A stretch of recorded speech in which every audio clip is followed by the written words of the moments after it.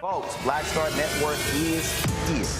Hold no punches. I'm real revolutionary right now. Black power. Support this man, Black media. He makes sure that our stories are told. Thank you for being the voice of Black America, Roland. Stay black. I love y'all. All momentum we have now, we have to keep this going. The video looks phenomenal. See, this difference between Black Star Network and Black-owned media and something like CNN. You can't be Black-owned media and be scared. It's time to be smart. Bring your eyeballs home. You dig?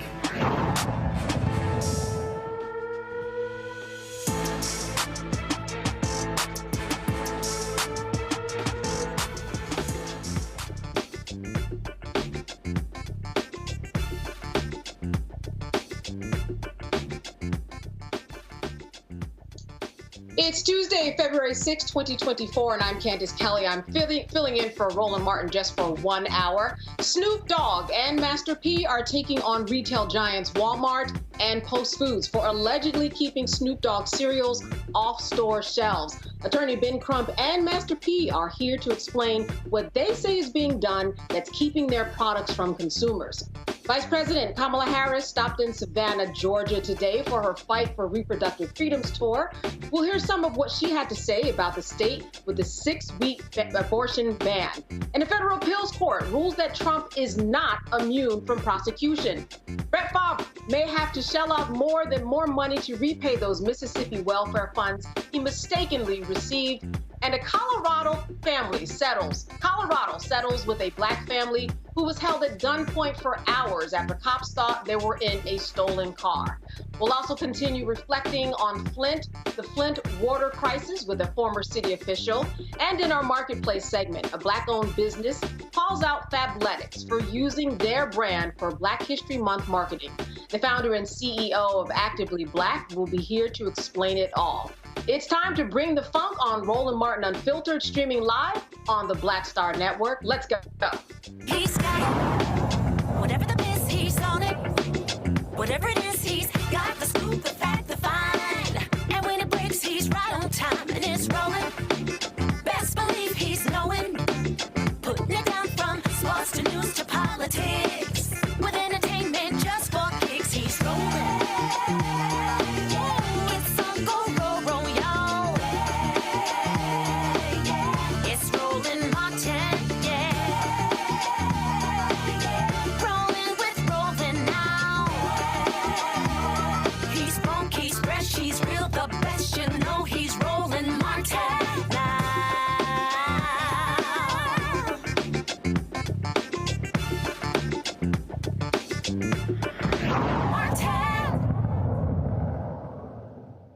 Snoop Dogg and Master P founded Brodus Foods in 2022, and they introduced two brands, Snoop Cereal and Mama Snoop, in 2023.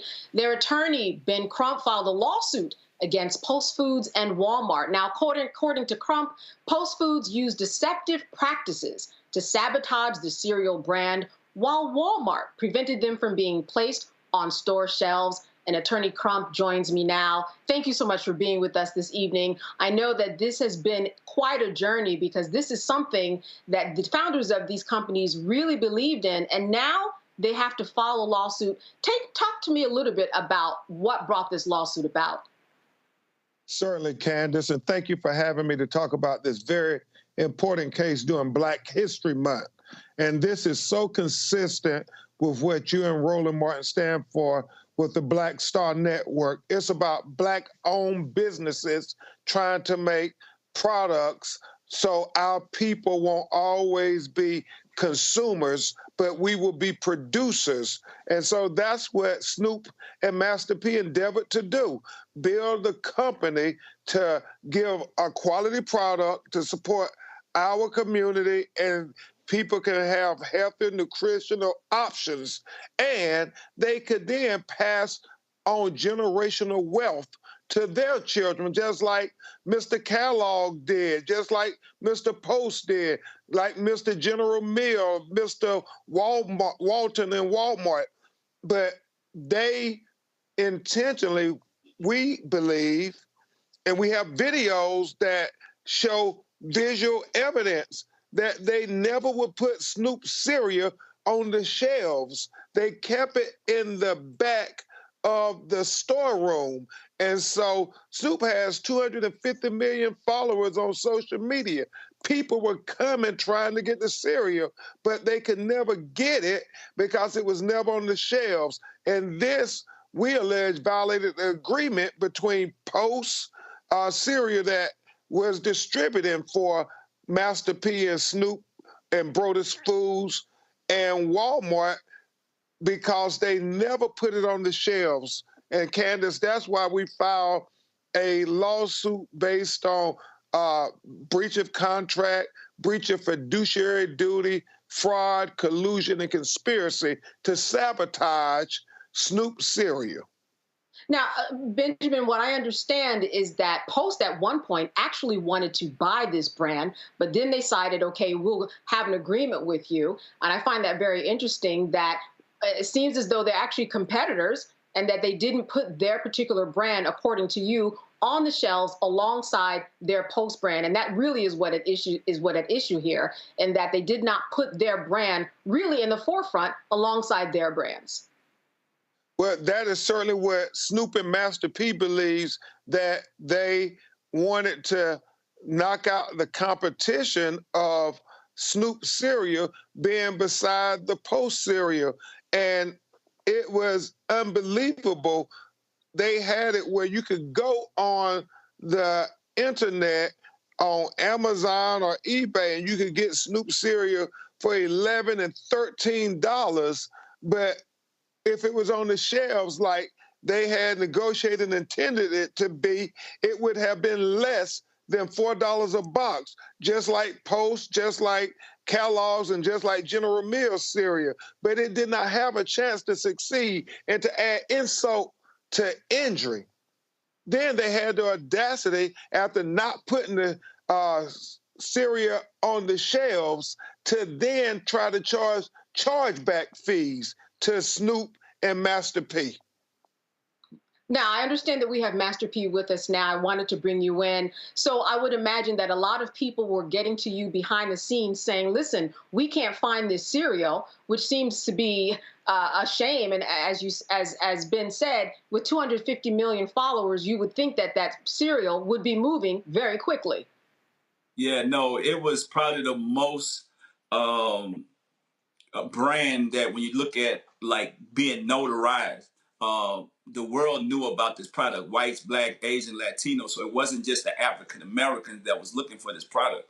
Everybody's been looking for this. I mean, Snoop is one of the most recognizable names in the entertainment game. And so it's like a slap in the face that our customers had to go into the back of the store into where the stock at and ask for the product. And it's a shame that a lot of the other products that Snoop has created is in the front of the store, but products that we actually own. So when we talk about this Black History Month, these are products that are owned by Black people. And that's where the injustice come in at, to where we did everything we need to do, but at the same time, how come our product is not where it need to be at? And how come we don't get the same opportunities that a lot of these other brands that are major? And that's my thing. We're going to be the verse to the verseless.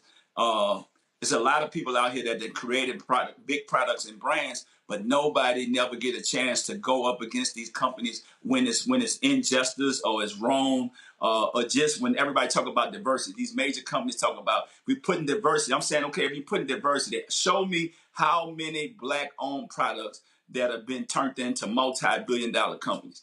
I haven't seen it. It's got to be few or none. I haven't seen it yet. So that's what I'm saying. Put those diversity dollars into building brands so we can put money back into our community and our culture. So that's what Crump and I are standing up for.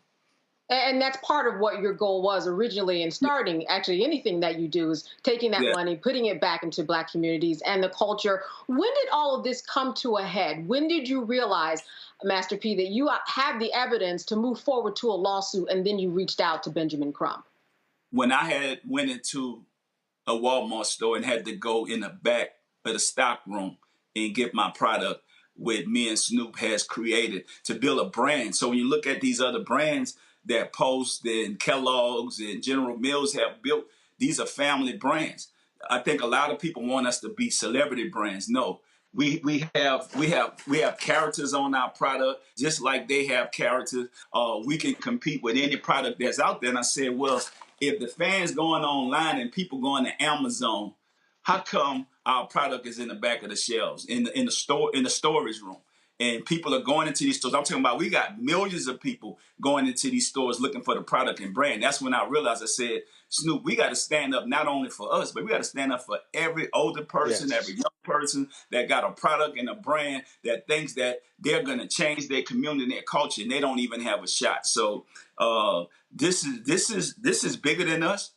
And this is something that even when we're not here, people are going to say that they sparked that plug for change the same way Martin Luther King sparked that plug for civil rights to make change. And so we know that if we're going to build generational wealth and economic empowerment, a lot of people are afraid because they say they're going to get blackballed and they're not going to put their products in the stores no more. I'm saying, you know what? Go to Amazon.com and get our product. We're going to let God lead us on this journey, and they're going to do right. If they see that that this is not fair, which is it's not fair. We're just saying fix it. Fix it, Walmart. Fix it, Post.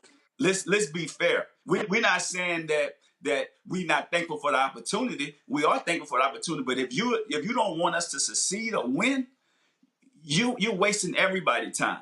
And I just think that let's change this. We want real change. We want real opportunity, and we want to be able to give that next kid. Like, I grew up on WIC. I never had a chance to even afford cereal. To be a black man and to be able to create a brand with my friend Snoop Dogg, I'm saying, you know what? Now it's time for change. This is the American dream. And say, you're really, give us and you're really saying too, give you the right opportunity, right, to put you alongside other brands, let people choose. Benjamin, I wanted to throw this question to you. I understand that Walmart has responded publicly. They are waiting for their day in court. But I want to ask you, have they said anything to you personally, and there's any inside information that you can give us in terms of what they're thinking? Well, I think Master P and Snoop got it right. Walmart is going to point the finger at Post. Post going to point the finger at Walmart. That's why we had to file a lawsuit, because really what Master P is doing is being revolutionary. This is trailblazing. Just like he did in music, he's now doing that in business. And it's so needed right now, Candace, to teach our young people that we don't have to always be consumers making other people rich, making other people have multi-generational wealth. We got to do it. And so our call to action is we want everybody to take the Snoop Cereal Challenge. Young people, when you're in the grocery store the next time and you're walking down the aisles, we want you to video the aisle and show that it doesn't have Snoop cereal, and send it to Master P social media, my social media, and Snoop's social media, so we can defeat the argument that Walmart is going to try to say, oh, these are just isolated incidents. No, Master P has already shown that this is a pattern, that they believe this was done to sabotage him and Snoop's success. And Master P, this is so important to you, obviously, because you want to be remembered not only as a rapper, but as a business person. So that, as you said, this is the type of legacy you want other people to see so that they can do it themselves. Yes. Well, the thing is, right, me and Snoop figured it out. When you look at Kellogg's and Post, those are family brands. Broder's Food, this is Snoop family name. This is bigger than us. This is Snoop Mama Snoop oatmeal. Like, we are the kings of breakfast, and we're not Aunt Your Mama, we're not Uncle Ben. Those were products that we thought that was black owned, and that was pure mockery of us. I want to educate our people, educate our culture, and say, you know what? Let's stop being afraid. Sometimes you got to grab that slingshot. We going up against the giants. This David and Goliath. But guess what? You know why we gonna win? Because we letting God lead us on this journey, and we doing the right thing. And all we really want is them to be fair with us and give us the same opportunity that you gave all these other companies to grow their brands and be successful. That's all we want. That's the way we build economic empowerment. And for the ones that don't get it, we're going to keep educating and keep teaching our people. Don't be afraid. We're not doing nothing wrong. This is business. We might have to go up against these major companies. People tell me, man, P, I'm afraid to get blackballed. I'm afraid that they're never going to put our products in the stores no more. Guess what? Look what happened to Famous Amos. Famous Amos, he had to sell his company for $1 million because he didn't have the money. He had a great brand. They ended up selling that brand for $1.3 billion. Look at Reginald Lewis. Reginald Lewis showed us, and that's what motivates me. Reginald Lewis went against this and said, why can't we have fun? How come we can't make billions of dollars and put money back into our community? This man built schools, educated the next generation, and that's what I want to do. I want to be the Muhammad Ali of product. I want to be able to show our people that we just don't have to be athletes and entertainers, but when we work hard and invest our time and effort into something the same way they do, we should be able to reap the same benefits to be able to build generational wealth and economic empowerment and give our people opportunity. And that's what this is about. All right. Amen. So the ultimate goal is really you want that chance, put your brand on the shelves, get it out of the back room, and you're asking for people to send your videos to show proof of that evidence actually happening. Yeah. I want to thank you so much for being with us. The Snoop Cereal Challenge. The Snoop Cereal Challenge. Yeah, hashtag Snoop Cereal Challenge. Yes. All right. All right. Master P and Ben Crump, I want to thank you so much for being with us this evening. Certainly, we'll be following this story. Good to see you both. Thank you. All right, you are watching Roland Martin Filtered on the Black Star Network, and we're going to take a break, so stay with us.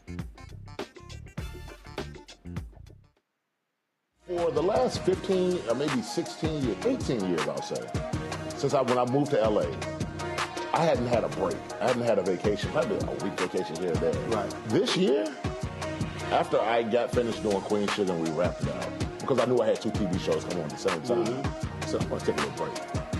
So I've been on break for the first time, and I can afford it now. Praise God. You know what I'm saying? Right. So I can afford it. And I'm like, I can sit back and ain't got nothing to worry about, man. But this was the first time in almost in 2 decades that I've actually had time to sit back and smell the roses.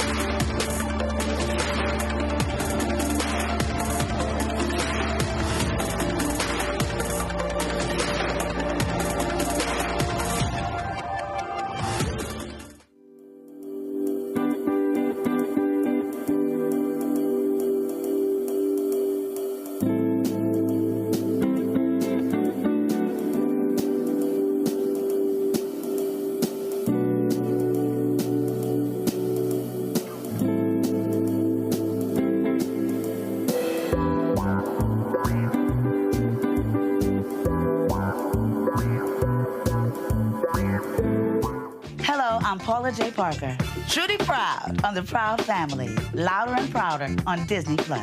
And you're watching Roland Martin Unfiltered.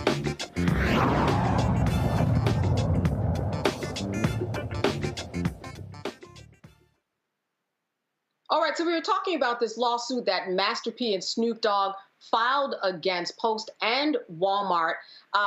We also were talking about just the fact that they have this challenge. They want people sending videos, and they want people to show that that their brands are on the shelf or not on the shelf. The Snoop Dogg Cereal Challenge. I want to bring in our panel today. I'm joined by Joe Richardson, who is a civil rights attorney, and Randy Bryant, a DEI disruptor, to talk about just all of this. Joe, I wanted to start with you, especially as a civil rights attorney. You know, they're really, if this is true, what they are alleging, there really have been some deceptive practices here if their brands are somewhere in the back of a warehouse.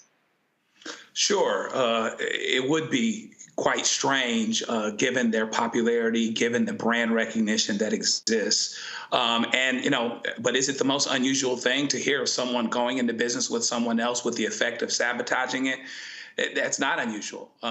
We hate that it happens, but the question becomes, can it graduate from being morally wrong to being legally wrong? I think it can. My sense is what I would have asked and made sure of is, like, they mentioned the causes of action. Sounds like it's being sued in state court. We'll see if they try to get it over to federal. But I'm wondering if there's a larger opportunity to do something industry-wide. Now, this is huge, of course, because this is Snoop Dogg and this is this is Master P. But my sense is not unlike what has been done with tobacco, not unlike what has been done with Big Pharma, that perhaps in terms of it being bigger than them, as Mr. Crump says, that perhaps this creates an opportunity to do something bigger. But yes, it would be quite suspect if for some reason Snoop Dogg cereal is where you can't find it. I mean, that would be absolutely incredulous. So we'll see. These are not easy cases, but they take on cases that are hard where the goal is clear. And so, I wish them luck and success in doing that. And hopefully they can do something that helps us systemically so that the next guy who may not even have Snoop's or Master P's name, if they'll do that to them, what are they going to do to regular Joe, right? Whoever that might be. Hopefully we can do something that helps on us to root out something systemic so that more people can have those opportunities.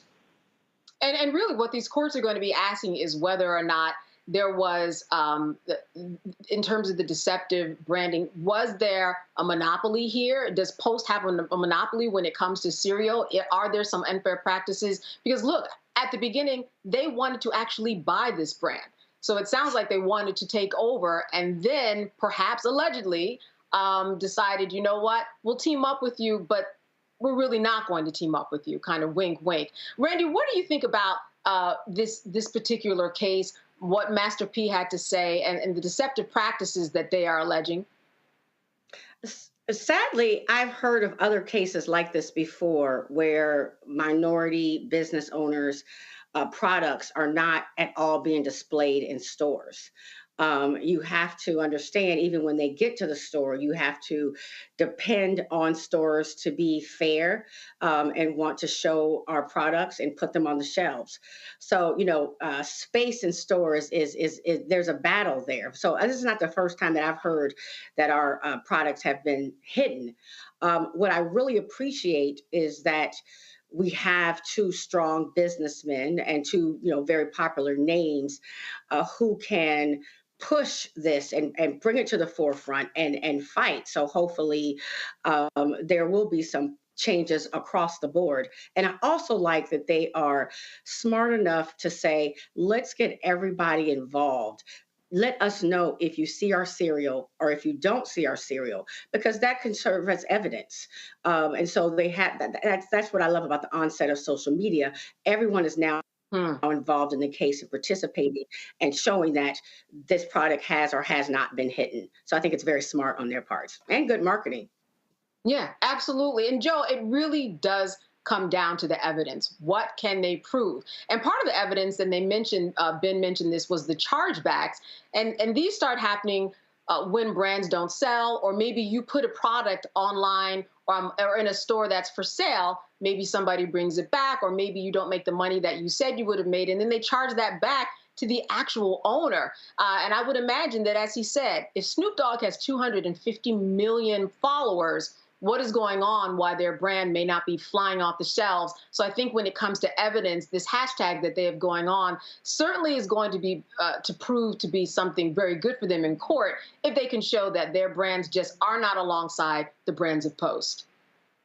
Yeah, the evidence is going to be everything. I mean, I could imagine having experts in this case that really can weigh Master P and Snoop's popularity and talk about what that should have meant at interest level related to these products at the very beginning, right?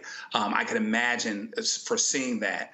And so, when you talk about the chargebacks and all of this that has been sent back, and none of this is selling at all, seemingly, right? And so what it does is, it takes them out of the game, for lack of a better term, because now they've got charges related to being owners on product that didn't sell. But if the product didn't have an opportunity to sell pursuant to the terms of contract, pursuant to the terms that you're required to do related to the fiduciary duties, interference with contracts, some of these types of theories, is going to be interesting to see how that evidence, a trier of fact, is going to have to weigh in and say, that's you and me, those of us that get on the jury, that based on this evidence, does it make them, does it pass the smell test that Snoop's cereal is not selling at all, depending on how low these numbers are. In that way, the lower the numbers are, the better I think it frankly is from an evidentiary standpoint for Snoop and for Master P. So it's going to be interesting to see how that goes. So Walmart, and I want to stick with you, Joe, for a moment. Walmart did say, hey, we actually try to continue to have successful relationships with all our brands, and we do all that we need to do in order to make them happy. But they haven't really responded directly. They just said, we're going to have our day in court. What do you think about that response? That was really generic. Yeah, I mean, that's the response you're going to have right now. And because you have two defendants, the defendants are going to point at each other, all day long, for sure. And no, he did it. No, he did it. He did it. I would say that, and we'll see how it goes, but I would say that to the extent that they can really demonstrate something with the contractual causes of action, even though we can, theorize about the fact that they don't want this black business to make it. They don't want these brothers to be big. And I think that there could very well be some truth to that. If you can show that they were supposed to do something under the contract that they didn't do, that's, how you get over the line. Now, you've got deceptive practices and a lot of other things. I think one of the things that might be missing from this case versus a smoking case where you're talking about deceptive practices in advertising and acting like, smoking wasn't dangerous when it was, or, tobacco or big pharma, those types of things, is because there was physical harm done, right? And it creates a little bit more urgency, creates more in the way of damages by people, and creates more of an inclination to punish, right? So that might be missing here, but hopefully based on contractual obligations not being met and it not passing the smell test in terms of what the sales ought to be versus what they actually are, hopefully they can get over the line. So, Randy, what do you think is the work that needs to be done by Walmart right now? They could go to trial. This could go all the way, but really this seems like something, if it doesn't get to that point, it's something that they'll want to settle. I believe they should probably settle it, in my opinion. I don't know enough, but I would guess that I don't think that Snoop Dogg and Master P would come out with not being pretty clear that they had a solid case on their hands. And so I think they will settle, but they need to, first of all, do some checks and balances. They need to audit these stores. Are these stores displaying this cereal? Are they doing what they contractually agreed that they would do? Are they acting as an agent for somebody that they partnered with? And so I think that's going to be very important right now. I'm sure there's some phone calls being made right now saying, right now, today, is that cereal on the shelves? And you better put it up there now. There's some fire drills going on, I would suggest. Absolutely. And Randy, I would say that if anybody can get the attention in a case like this, it would be a Master P and a Snoop Dogg. And I would imagine that if they are successful in this, like Joe was saying, this is going to be very good precedent for not just them, but other business owners that just happen not to have as big of a name. Absolutely. That's what we hope that happens. We hope that every time we go through some sort of trial, no pun intended, that we are making things better for the rest of us, for the next generation. And so people understand that, yes, because that's what happens is they oftentimes buy our products and then we don't have the opportunity to really flourish and have this product that we want or be these entrepreneurs that we want to be, or they bury the product. So, we can only hope that this is just a step in the right direction. All right, we'll be certainly following this particular case. You are watching Roland Martin Unfiltered on the Black Star Network. We're going to take a break, so stay with us. When you talk about blackness and what happens in black culture, we're about covering these things that matter to us, speaking to our issues and concerns. This is a genuine people-powered movement. There's a lot of stuff that we're not getting. You get it, and you spread the word. We wish to plead our own cause.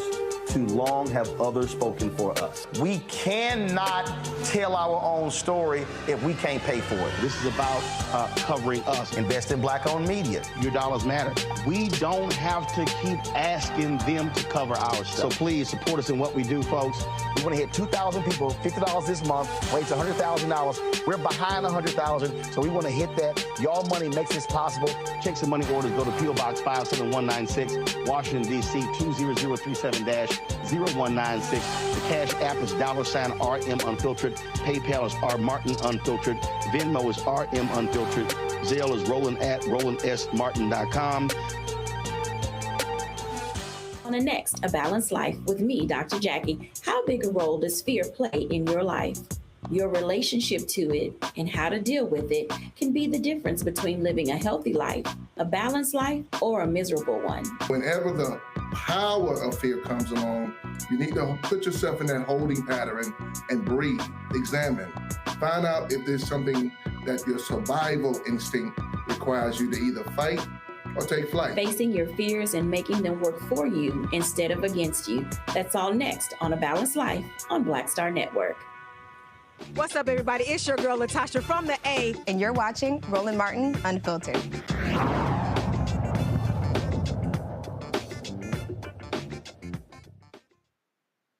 Vice President Kamala Harris continued her Fight for Reproductive Freedoms Tour today.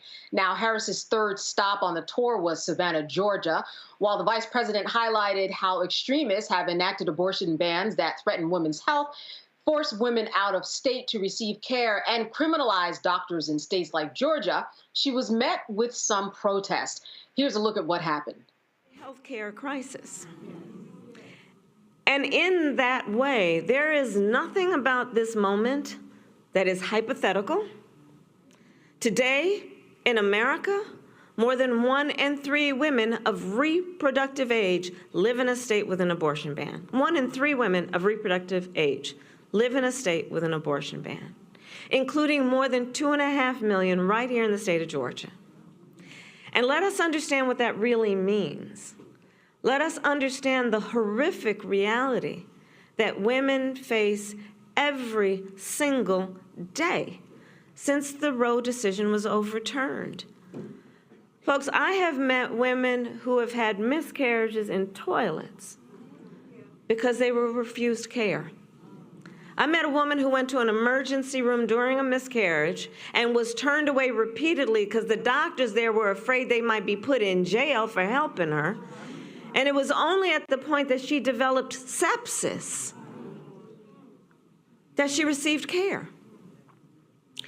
Think about this fact. Of the number of women, and this is difficult to talk about, guys, I know that, but this is the reality of what's happening in our country. Of the number of women who became pregnant because of rape, since this case came down, it is estimated that tens of thousands are in a state with a complete abortion ban. Now think about what that means. In Georgia, women face a 6-week abortion ban before many women even know they're pregnant, which, by the way, tells us these lawmakers, either they don't know how a woman's body works or they just don't care.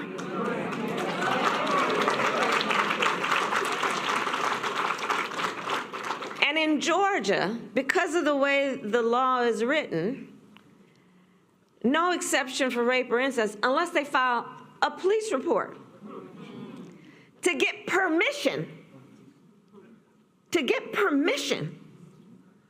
for an abortion after 6 weeks. Permission.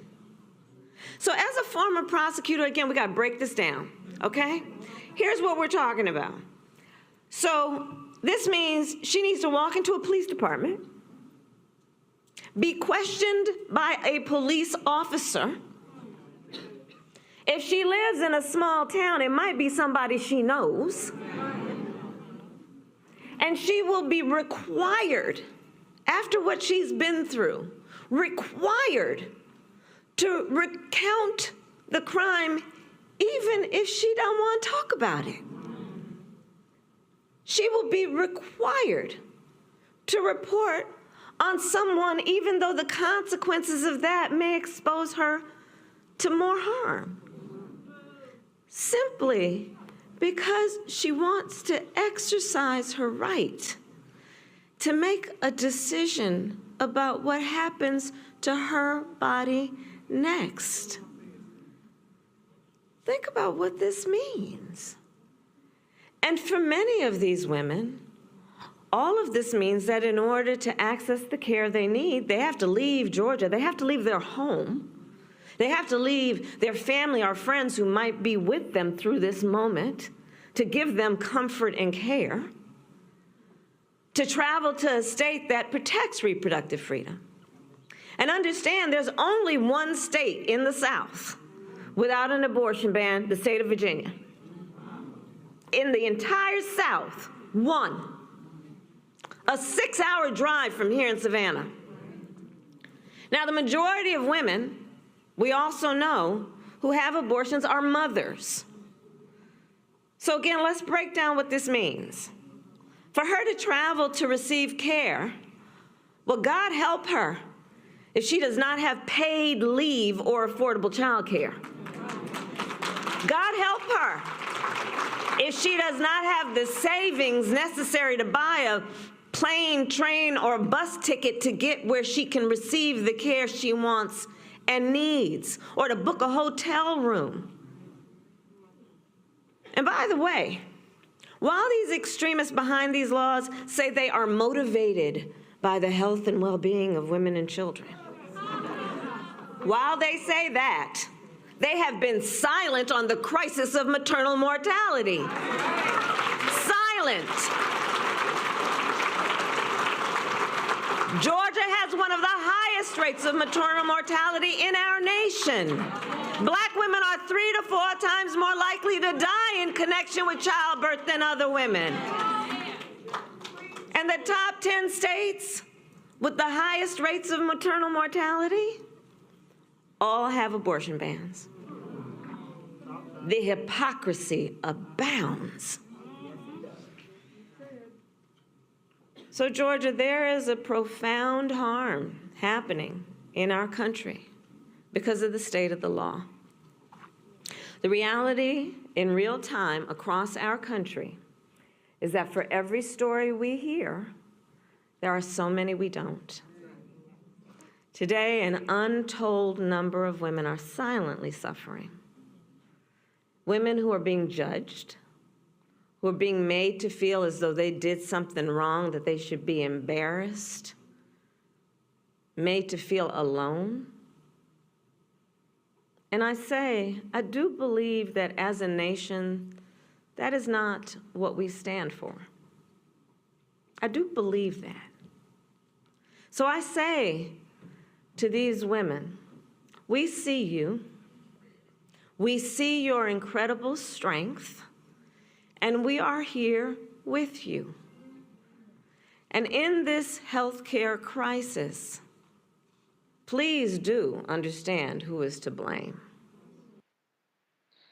Randy, this is certainly a hot button topic, especially when it comes to the elections and what we found out certainly during the midterms, which many people say that the Republicans lost on this issue, or that this was one of the main issues. What are your thoughts about Kamala Harris's tour so far, and how she's been faring as the vice president out there in the world, talking about this issue and getting this issue to be discussed around dinner tables and in the media, so that people can consider this when they go to the polls?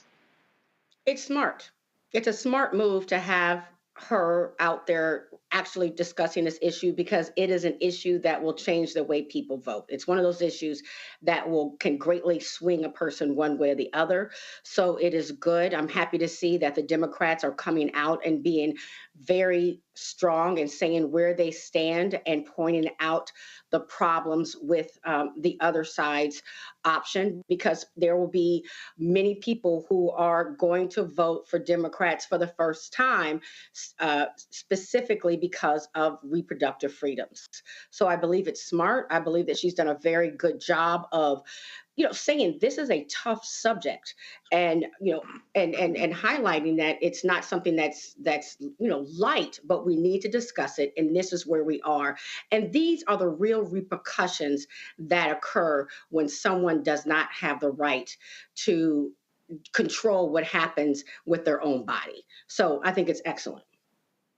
Joe, what are your thoughts about this being something that she has taken under her wing? But then when we look at the headlines, we're reading about immunity and Trump's case and different things that he's doing. Do you think that this topic is getting the attention that it should because of her? Yeah, I think that what she's doing is helping, and she's got to continue along that road.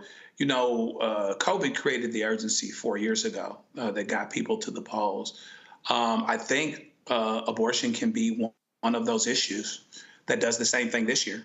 And so she should be pressing it as much as she possibly can.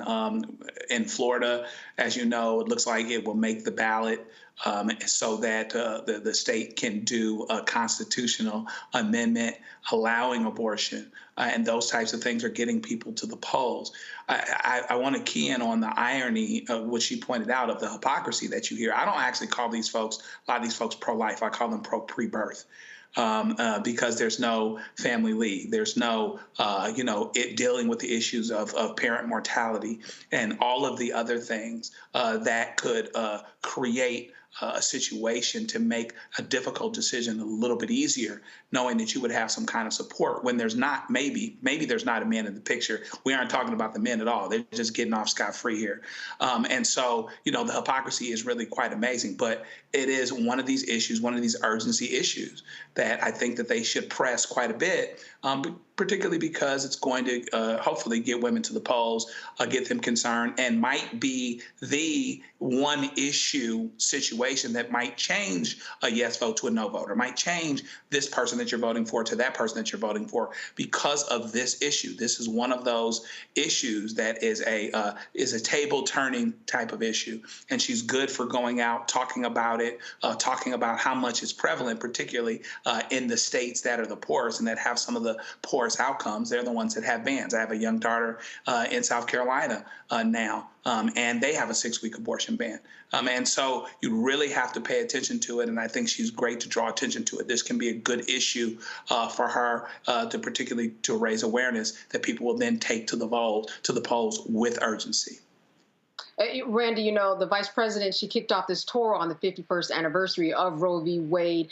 In your circles, though, are you hearing more people talk about this necessarily, or are they talking more about Trump, his lawsuits, his immunity, his defamation loss, things of that nature? What are people saying when you put your ear to the ground? That's a really interesting question. I do feel that Trump definitely comes up in conversations because it's so bad that you can't help but to be somewhat interested and pulled in by it. But at the same time, he's had so much noise around him since he has been, active in politics, since his first run, that it's not even as interesting as it used to be. But I do feel as if when I do talk to people and we're talking about, this upcoming election, everyone is very concerned about reproductive rights, and that's what's important. Trump, we talk about with the same, give it the same credence as we give, gossip. Chris Brown and Rihanna back in the day, or something like that. I don't know the gossip, but it's not with any sort of respect or taking it seriously. You mentioned your daughter. Joe, is that something that she and her friends are collectively talking about more from your point of view? Has it been creeping up more because she is in a state that is on the map because of their abortion laws? Well, most of her friends are elsewhere, right? She just graduated from college, so she's no less. She's a news reporter, and where she's got to keep her objectivity, and she does a great job of that. But it's certainly on her mind, right? And people that she's gone to school with, that she's in touch with, they are talking about the changes and how different it is, but they're also talking about other issues. In fairness, right? They're talking about immigration. They're talking about how they feel about the president, how they feel about this election in general, and those types of things. But interestingly, her job probably puts her a little bit closer to how people are dealing with it day to day, et cetera. And so I'm certain that she has her observations, but people are talking more about those issues. Young folks are talking about some of everything, but this is an issue that directly affects them. But for better or for worse, they could perhaps look at this issue and then use it as a counterbalance to say, okay, why are our presidential candidates so old? Whether we should be talking about that or not. We want them to stay focused. This is about the Constitution, et cetera. But this is all in play because it comes back and reminds you here are these folks in charge. And here's the other part. A lot of kids that went to progressive schools, and saw Barack Obama be president and saw Hillary Clinton almost be president, may be saying, why are we having a battle about 2 old white guys potentially being president? So it lends to some larger issues too, right? We want to just talk about abortion. They're like, well, you know what? Let's throw out the baby with the bathwater. Now let's deal with all of this. If we've got the right folks in charge, women women in charge, if we've got the right folks in charge, this doesn't become an issue. So their talk ends up becoming a lot more comprehensive. And, you know, we don't always have good answers for them. Yeah. You know, Randy, it's interesting because former governor of New Jersey and, of course, a former Republican candidate for the president, Chris Christie, he has been making his rounds. He's been talking about exactly what Joe has been talking about, and that we might be talking about abortion, but we are also talking about the age of Joe Biden, other things that really are centrally related to him. So while abortion is one issue, there seem to be other issues that a lot of the young voters especially, because, you know, they all think that if you're over 60, you're old anyway. But as the young voters especially over just 30. are not believing, right, they're not believing in the message just because of who it's coming from. They aren't. They believe that the people who are making the laws and running for president and in our Congress are completely detached from real life. And people do talk more now. Young people are very involved in politics and what's going on with this country, far more than I was at their age. I have two sons, and one of them calls me fired up at least twice a week about some issue that's affecting our society. Because now with, you know, the advent of TikTok and all these social media platforms, Twitter, they are aware and knowledgeable, and they're involved, and they want change. I mean, they really are somewhat, I believe, annoyed with the way the country is being run in a grand scale, and think that major changes need to be made. And Joe, you touched upon this a little bit, and that is that social media is out there and it is galvanizing people, just like Randy said. Especially, I know when I was at that age too, Randy, these topics were not on the forefront of what I was talking about. But I think that social media also certainly plays into it. We saw the CEOs of these tech companies talking about the impact of social media in the Senate. And it just seems to me that when Kamala Harris goes out and speaks about these issues, again, Joe, there are a lot of bigger issues that come to the table. And I think that social media plays a very big part in that, and also making people understand this issue. Yeah, sure. I mean, you've got to connect the dots, connect with people, connect with young people, meet them where they are. And I think what the Biden-Harris campaign is going to have to do is to connect this issue with other ones, and to show how, acknowledge imperfections, but show how the Democrats are a lot closer to where they actually are and are listening to them and need their support and need and value their contribution. So this is one of the things that the Democrats are going to have to face. You know, we're starting to turn the corner a little bit with the change in leadership to Hakeem Jeffries, my friend Pete Aguilar, and some others. But our leadership in the House was pretty old too. You know what I mean? They're holding on. Listen, Nancy is the one. She's the realist, but she's 80 plus. She's still rocking them stilettos, but she's 80 plus. You know what I mean? So we have to be very, very intentional about not only saying to the kids that we hear you and we want you and we need you, but demonstrating it in the most fundamental ways and showing how this is an imperfect world, but a great country, and a larger issue that's not going to get solved to their satisfaction without their contribution. And that contribution really starts and ends with participating in what is supposed to be a participatory democracy. But you've got to meet them where they are to do that. You've got to listen to them. People need to feel heard. I don't think that people always feel like they need to be agreed with, maybe on the extremes on both sides, but being heard. I think it's just as important to have a representative that hears you, even if you don't agree with them all the time, as it is to have someone that's a carbon copy and that will change with the times. Nikki Haley is young and hip, quote, or relatively speaking, compared to Trump, but she changes with the day. It's like a $3 bill. Sure. And so be real, be agreeable, you know, or disagreeably, you know, if you got to disagree, do it respectfully and make people feel heard. That's the most important thing. And before we go to break, you know, one of the things that people have been doing too at some of her speeches and her her meetings with people is they have been yelling out other issues like Israel and Hamas. So while she's using this platform for what she wants to do, people are certainly bringing a lot of issues to the table in hopes certainly that she would speak about that. So we'll continue to follow her tour as she finishes it up. At this point, we're going to go to a break. You're watching Roland Martin Unfiltered on the Black Star Network. We'll be right back.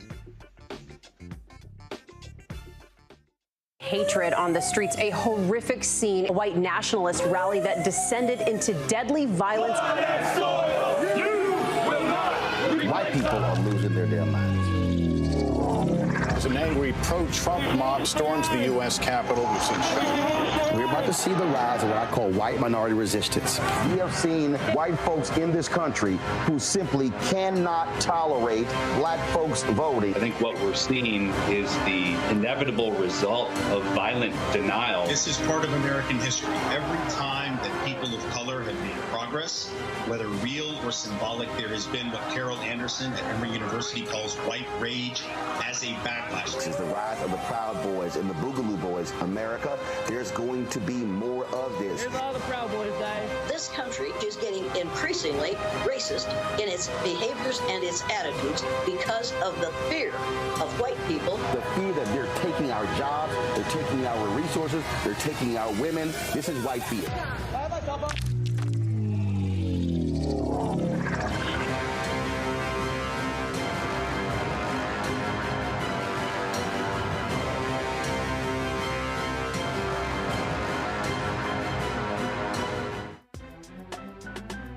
I'm Faraji Muhammad, live from LA.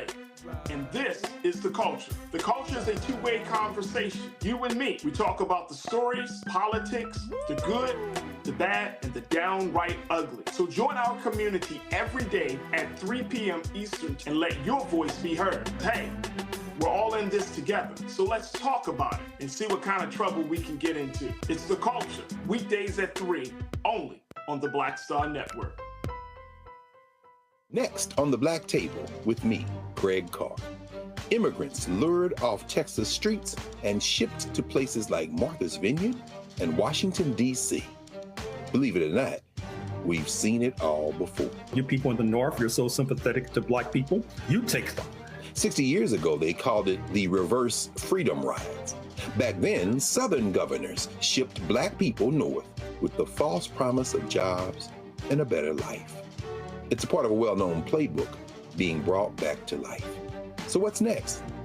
That's next on the Black Table, a conversation with Dr. Gerald Horne about this issue of the Reverse Freedom Rides, right here on the Black Star Network.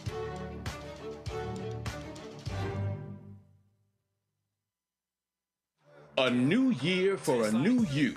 Curl Prep Natural Hair Solutions at curlprep.com is an amazing organic line for curls, locks, braids, twists, and even those wigs and extensions. Women, men, and children are loving this line.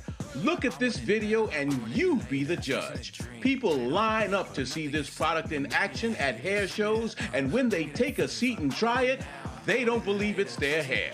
Buy the products at curlprep.com. It works on all hair types. Use code ROLAND, that's ROLAND, lowercase letters, to get a 15% discount. Parents, remove the ouch. You will love this system because you can comb the product through your child's hair with your fingers. Seasoned saints are loving the product. It's all at curlprep.com. Use code ROLAND, lowercase letters, to get a 15% discount. You won't believe it's your hair. Give me that beat.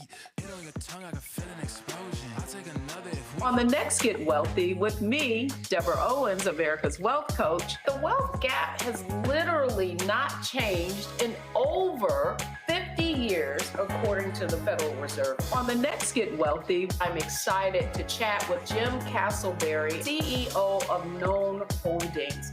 They have created a platform, an ecosystem to bring resources to Blacks and people of color so they can scale their business. Even though we've had several examples of African Americans and other people of color being able to be successful, we still aren't seeing the mass level of us being lifted up.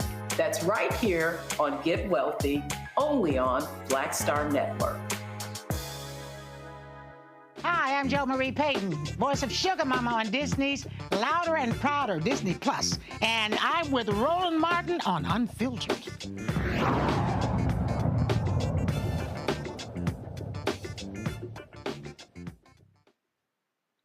All right, so earlier today, Roland Martin was at a Black History Month event at the White House. We're now going to go to some remarks made by Vice President Kamala Harris.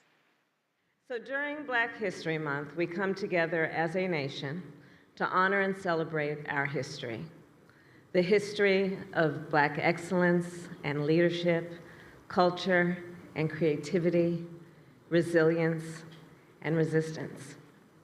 During Black History Month, we tell the stories of the heroes of our nation's past and of our present, leaders across our country and here in this room who shape our future. This month and every month, we celebrate Black history as America's history, living, breathing history that we create every day. History that must be taught in full.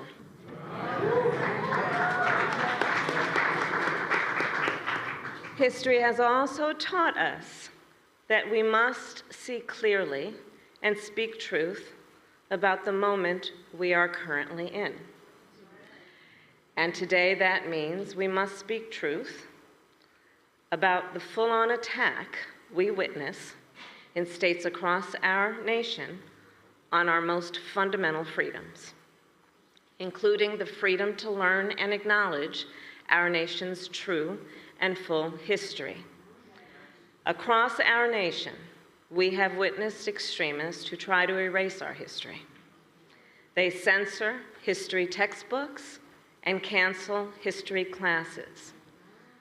Tracy Hall, the first Black woman to serve as executive director of the American Library Association, reminded us last year, free people read freely. And yet, today, we see extremists who pass book bans in this year of our Lord 2024. And these extremists not only try to erase the past, but to rewrite it. In Florida, the third largest state by population in our nation, so-called leaders intend to teach our children that enslaved people benefited from slavery. They insult us in an attempt to gaslight us. And as I said in Florida last summer, this is an abject and purposeful and intentional policy to mislead our children and to divide and distract our nation with unnecessary debates. Let us be clear, and I know we are, to build a brighter future for our nation, we must learn from our past. Let us not be seduced into believing that somehow it will be better to forget if we edit out the bad parts. No, we will be stronger when we remember. We will be better when we remember. Only if we learn the lessons of our history can we ensure that the wrongs and injustices will not be repeated. So let history remind us of the strength of the movements for progress and freedom in our nation, that America's most sacred principles have been realized and strengthened when we, the people, fought for them, generation after generation. And now let us all play part in the relay race that makes history, knowing that it is we who have been passed the baton. And the challenge for us is how well we run the race when the baton is in our hands.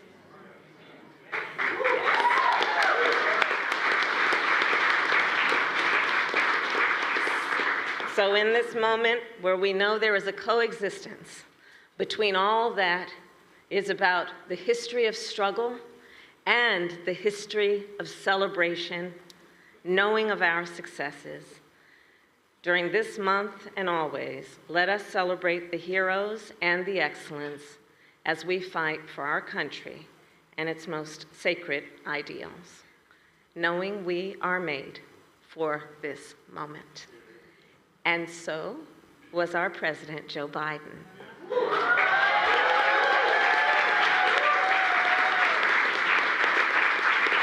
A leader who has the strength, the skill, the courage, and the compassion, not just to fight, but to win. And now to introduce our president, it is my great honor to welcome an extraordinary young leader. I can't wait for you to get to know him, Nigel Murray. All right, folks, that was Vice President Kamala Harris speaking at the White House about an hour and a half ago. I literally just left the White House. I was there in the room there, had a chance to catch up with her as well as the president as well. Let me thank Candace for holding it out in the first hour of the show. I certainly appreciate it. Candace, one of the things that jumps out there, obviously, one of the things that President Biden said, he said, I look forward to seeing y'all back here next year. And he said, we will be back here next Black History Month. You know what?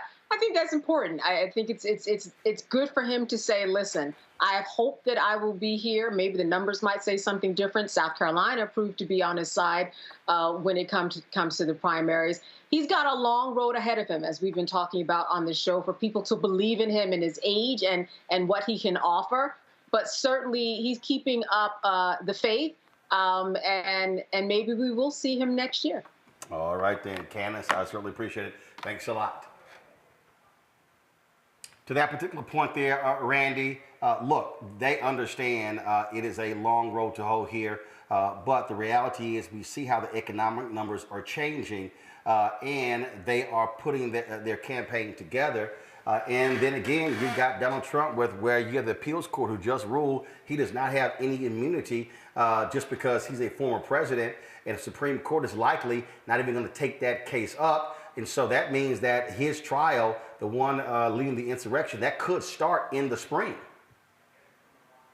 And I hope it does. I'm hoping the timing works out that his trial does start. And you know, it's insulting that he has the audacity. I mean, he certainly does not lack for audacity to suggest that because he was at one time a president, regardless of what he does, that he should not at all be held accountable for it. So I was happy to see that come down today. I'm not surprised. I'm sure he is, because he seems to have this notion of himself that he is untouchable. But I really hope that, you know, everyone pays attention to that. We have a man who's trying to run our country that has 93 indictments right now.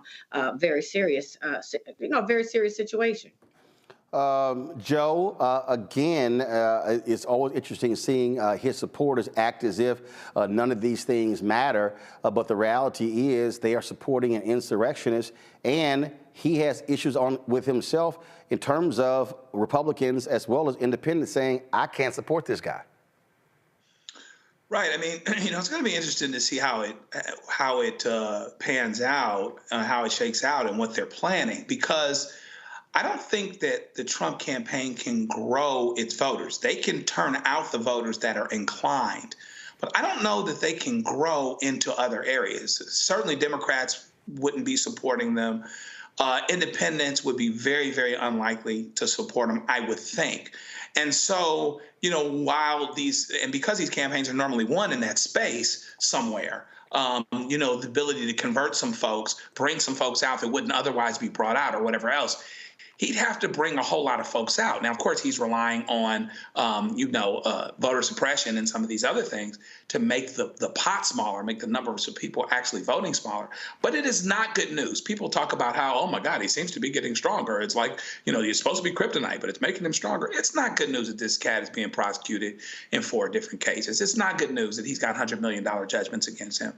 And eventually he's going to say things, and people are going to get tired, and it's going to wear on them him, just like it always does. I mean, I'm not saying he's not popular. I'm not saying that a lot of people don't support him, but ultimately you have to feel like between the things that's happening with him and the way that he says things that are out of pocket and not timely, not good at manner and timing, that ultimately it's going to end up coming out to bite him. Indeed. All right, folks, got to go to a break. We come back. We're going to talk about 10 years in April of the Flint water crisis. We'll talk to someone who was working for the city of Flint at the time, and it continues to be a problem. Folks keep saying, hey, the water's good, everything is fine. Everybody we keep talking to says that is not the case. You're watching Roland Martin Unfiltered right here on the Black Star Network. When you talk about blackness and what happens in black culture, we're about covering these things that matter to us, speaking to our issues and concerns. This is a genuine people-powered movement. There's a lot of stuff that we're not getting. You get it, and you spread the word. We wish to plead our own cause. Too long have others spoken for us. We cannot tell our own story if we can't pay for it. This is about covering us. Invest in black-owned media. Your dollars matter. We don't have to keep asking them to cover our stuff. So please support us in what we do, folks. We want to hit 2,000 people, $50 this month, raise $100,000. We're behind $100,000, so we want to hit that. Y'all money makes this possible. Check some money orders. Go to P.O. Box 57196, Washington, D.C. 20037-0196. The Cash App is $RM Unfiltered. PayPal is R Martin Unfiltered. Venmo is RM Unfiltered. Zelle is Roland at RolandSMartin.com. Grow your business or career with Grow with Google's wide range of online courses, digital training, and tools. Gain in-demand job skills with flexible online training programs designed to put you on the fast track to jobs in high-growth fields. No experience is necessary. Learn at your own pace. Complete the online certificate program on your own terms. Stand out to employers, get on a path to in-demand jobs, and connect with top employers who are currently hiring. Take one professional career certificate program or all 6. Earn a Google Career Certificate to prepare for a job in a high-growth field like data analytics, project management, UX design, cybersecurity, and more. All professional career certificate programs must be completed by December 31st, 2024. Scan the QR code to complete the application. There are 1,000 scholarships available. Grow with Google and J. Hood and Associates. Be job ready and qualify for in-demand jobs. This is Reggie Rock-Byford. You're watching Roland Martin, unfiltered, uncut, unplugged, and undamn believable. You hear me?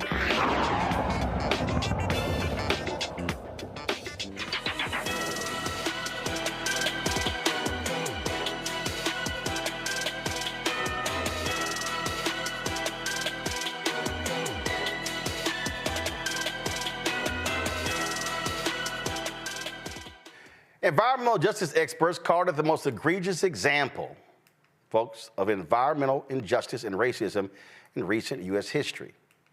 It's been 10 years since the Flint water crisis started, and the city still has not recovered. The once prosperous birthplace of General Motors experienced a detrimental decline after the plants shut down. The mismanagement of the city's infrastructure led to a number of problems, including corroded pipes, leading to the deaths of about a dozen people, some say more, and leaving thousands with various health problems for years. My next guest was brought in a few years ago, a few years after the water crisis, to help fix the city's issues. Joining me now from Saginaw, Michigan, is Pamela Pugh. She is the former Chief Public Health Advisor for the city of Flint. And Pamela, when we talk about Flint 10 years later, again, we had a guest, Jordan Charlton, yesterday. He said it's hard to get these media folks to pay any attention. And I remember when President Obama went there and drank a glass of water to illustrate that things were fine. Yet when you talk to residents, they say all that stuff was for show. Things still are not fine. And you know, it was always a rush to the finish. And we start with the fact, and we have to say this over and over again, is that the people of Flint drank water that was brown, that smelled. Looks like Pam's signal froze. So, folks, let's get that fixed so we can get her right back on to get a sense again of what took place there. There were so many examples that we've seen of how things have not been fixed. People are still in Flint using bottled water. I think we got Pamela back. So Pamela, go right ahead with your pickup on your comments where you left off. Yes, we have to say this and make sure we repeat this, and we cannot say it enough, because the people of Flint for 18 months drank water that was brown, that smelled, that caused rashes, that caused hair loss, and our government ignored those cries. And then what we saw is everything from children who were impacted by the lead exposures. We saw, as was mentioned, deaths. We saw at least 12 deaths due to Legionnaire's disease, and we saw many who were ill. And while lead was what caught the headlines, we know that imbalance of the water system, when there was a switch from the decades used Detroit water system to the unvetted Flint city water that was not tested, was not at all vetted, was not treated, and that corrosive water that ran through the pipes, it caused such an imbalance that it was not just the leaching out of lead, it was also high rates of Legionella, that caused a disease, a pneumonia, a form of pneumonia that caused death and great illness. And so now today, there are the residents who still have not, there are some who are still drinking bottled water. The water has been testing within the limits. There is residents who have not seen any type of criminal justice whatsoever, and there has not been settlements when we talk about the settlement dollars that were to come. And we could go on and on about some of the health concerns and health issues that we will be watching from here on out to the end of life for the residents of Flint. And on that particular point, I mean, there are residents who are going to have issues, and they're going to be having to look at their health for 20, 30, 40 years. There were women who lost children. There were, and of course, you don't hear nothing from all the pro-life folks. Those conservatives are real quiet. And we got to be concerned about the health of the children of the children. So we're talking about something that we'll have to pay attention to for the next 30, 40, 50 years. Yes. Yes. And so we know that there is a registry that was put forward by MSU and Dr. Hannah Atisha that is to monitor the health of residents, much like the registry that was put forward after the horrible 9/11 attacks. And so that will have to be monitored. We know that there will be children because they were exposed to lead, and there is no safe level of lead, that we will continuously have to make sure that they have extra supports. We saw in the school system that the number of children with special needs grew exponentially. So the school system is impacted by this as well. But yes, when we talk about adults that will have that right now, there is a cancer cluster study that is underway and will officially kick off in October, thanks to some of the residents like Arthur Woodson and others who really pushed for that to happen. And then we know that there were the lawsuits that brought about the lead pipe replacement, which that's not finished either.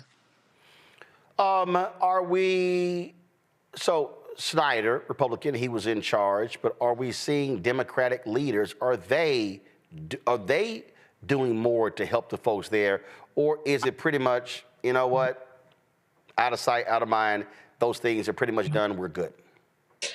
When you talk to residents, the residents feel like government as a whole have left them still with pipes that some thousands, maybe, of pipes. Either their lawns have not been restored or the pipes have not been replaced.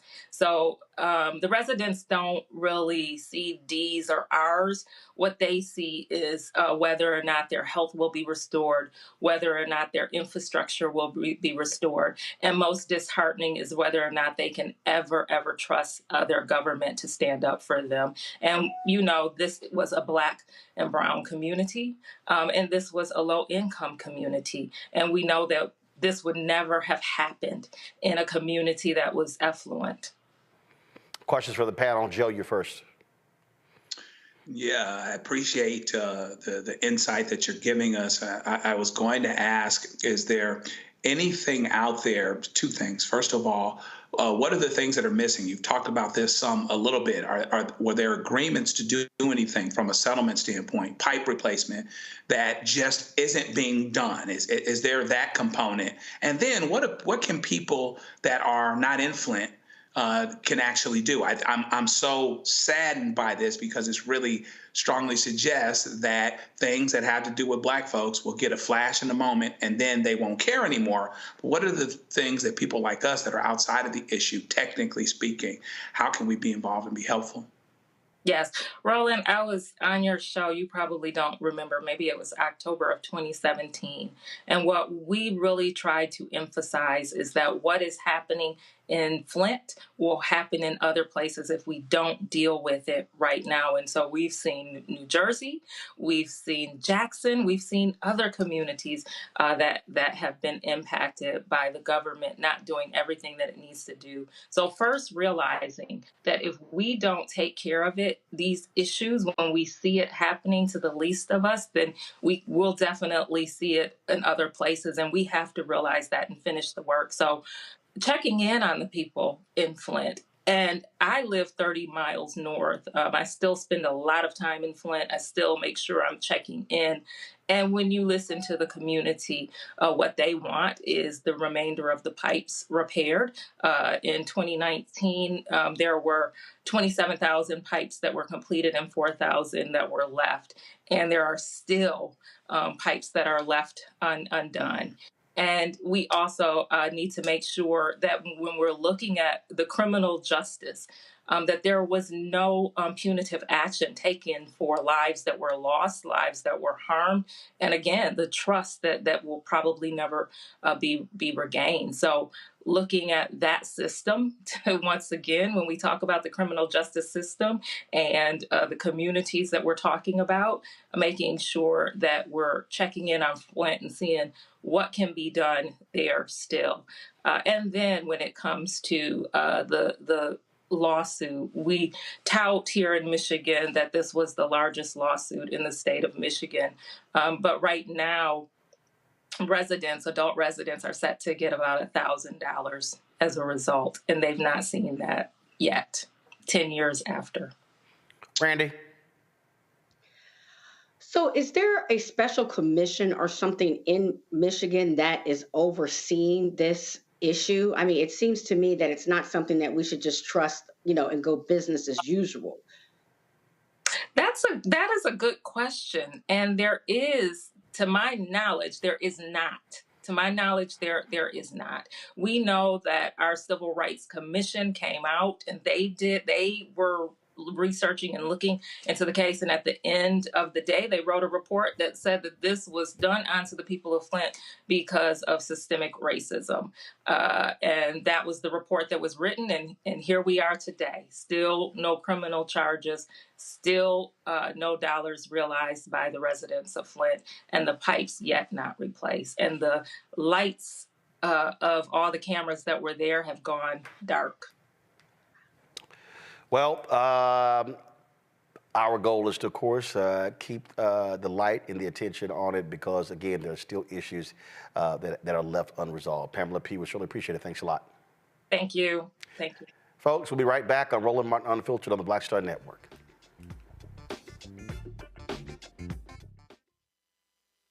On the next A Balanced Life with me, Dr. Jackie, we're talking about leveling up, or to put it another way, living your very best life. How to take a bold step forward that'll rock your world. Leveling up is different for everybody. You know, I think we fall into this trap, which often gets us stuck because we're looking at someone else's level up journey, what level up means to them. For some, it might be a business venture. For some, it might be a relationship situation, but it's different for everybody. It's all a part of a balanced life. That's next on Black Star Network.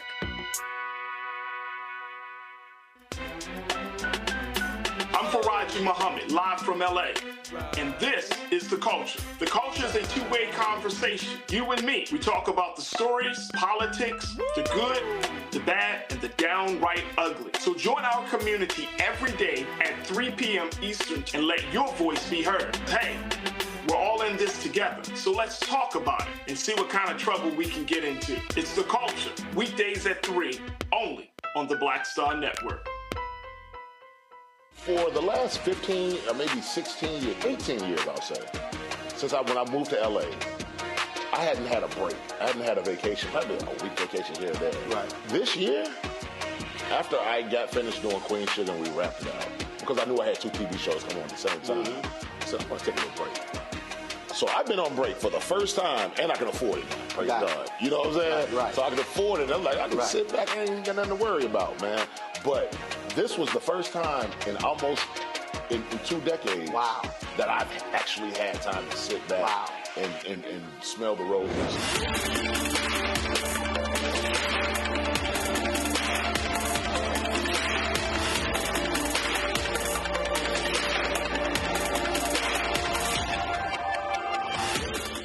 I'm Jo Marie Payton, voice of Sugar Mama on Disney's Louder and Prouder Disney Plus, and I'm with Roland Martin on Unfiltered.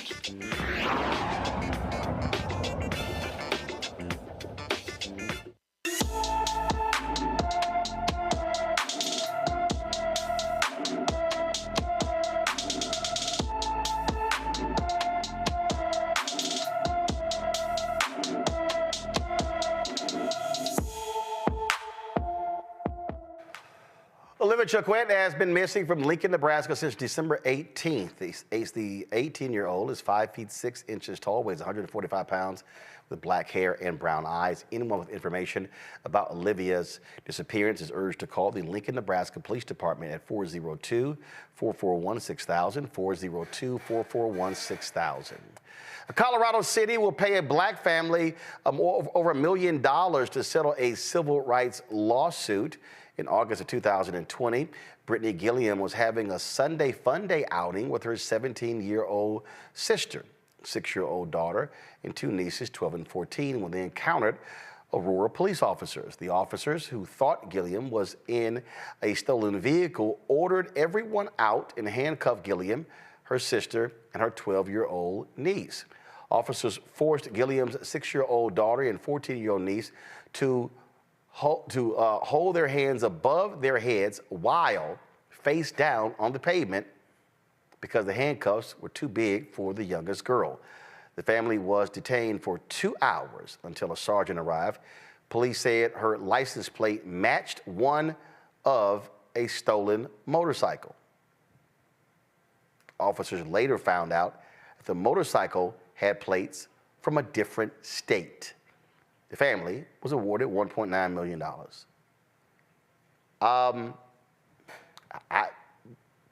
I don't understand, Joe. It's a different state license plate. How in the hell you mix that up? And yeah, this is the sheer stupidity.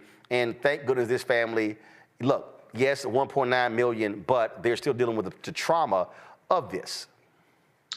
There's no doubt about it. And I'd be willing to bet you that they would trade the $1.9 million back to be able to erase that memory.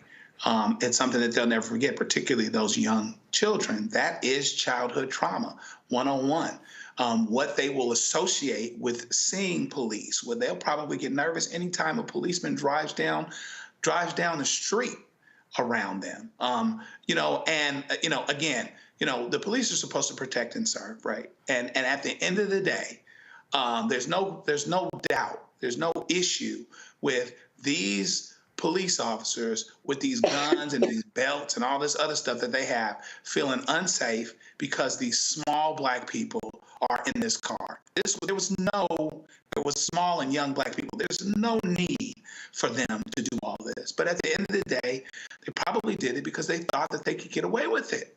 They thought they would get the deference. And it's okay that they messed up and it was just a different state. We're lucky that they didn't get dead here. Yep. People sometimes get killed under circumstances like this. So we're fortunate that way, but it's something they'll never forget the rest of their life. It'll be traumatizing to them, probably forever.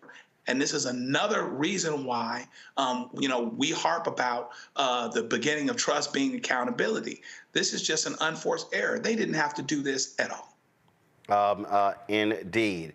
Well, let's go to Mississippi, where the state auditor says Brett Favre, guess what? Yeah, you Trump-loving MAGA fool. He owes more than $730,000 to the state for welfare money that was improperly spent on projects backed by the retired NFL quarterback. Auditor Shad White said in 2020, a nonprofit organization connected to the Mississippi Department of Human Services paid Favre $1.1 million in speaking fees. The funds were from the Temporary Assistance for Needy Families program and was to be used towards a volleyball arena at the University of Southern Mississippi, where Favre agreed to lead fundraising efforts for the facility at his alma mater, where his daughter started playing on the volleyball team in 2017. Favre repaid $500,000 to the state in May 2020 and $600,000 in October 2021, but the new court filing said he still owes $729,790 because interest caused growth in the original amount to be owed. Well, guess what happens? He's sitting here, Randy, acting like the person who he loves, Donald Trump, where they don't believe in accountability.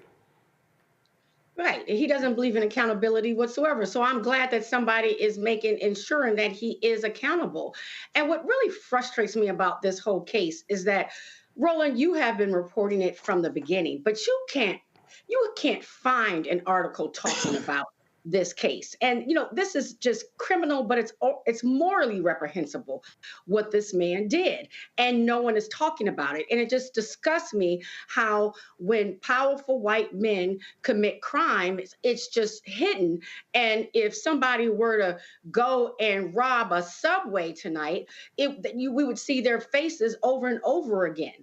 The way that they're continuously protected is just, angering to me. But he needs to go ahead and pay up. No, absolutely. Okay, how about this, folks? Tennessee House Republicans, they are at it again. Check this out, y'all. These fools are calling for Democratic Rep. Justin Jones to resign from office because, y'all, these fools want him to quit because he declined to lead the House in the Pledge of Allegiance during Thursday's session. The pledge is usually recited immediately after the invocation at the beginning of each House session and is led by the member who hosts the Minister of the Day. Jones hosted Sally Wells, president of the Native American Indian Association of Tennessee, who offered a prayer in the Choctaw language. Before the session, Jones submitted a handwritten note to the House clerk requesting not to lead the chamber in the pledge. He told the Tennessean, the local newspaper, the reason why I did not join my colleagues in the pledge is that I cannot say the words liberty and justice for all with colleagues who have done everything in their power to roll back liberty and justice for women, for minorities, for LGBTQ people.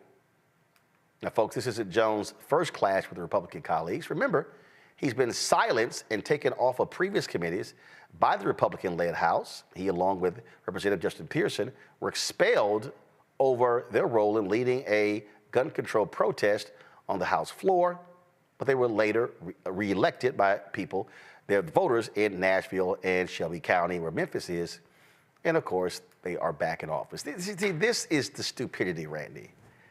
So, because he won't lead the pledge, you want to kick him out of the legislature? So that the hell with the voters. Because you won't lead the pledge, you can't represent the people who elected you.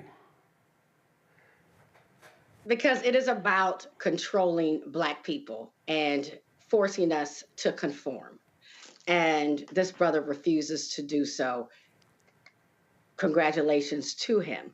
There have been calls by all sorts of people for the Pledge of Allegiance to be revised, and it has been revised before. They added under God, for instance. And so it doesn't have, there's a lot of people who say they don't want to say it because of what it does or doesn't mean for them anymore. But, it's just looking to make a Black man conform. That's what this is about. They want him to do as they say do. And so the anger comes when it doesn't. And didn't the guy who's making the big fuss, didn't he pull down the pants of a referee? Well, first of all, look, these Republicans have done all kind of crap. Yeah, I think he pulled down the pants of a referee. They've done all kind of shit, stupidity. What this is, Joe, is they saying you gonna say Toby. Right. Right. I mean, at the end of the day, but it looks like to me that, with him and a couple of our other brothers there, they probably got the wrong ones, and so they want to fight.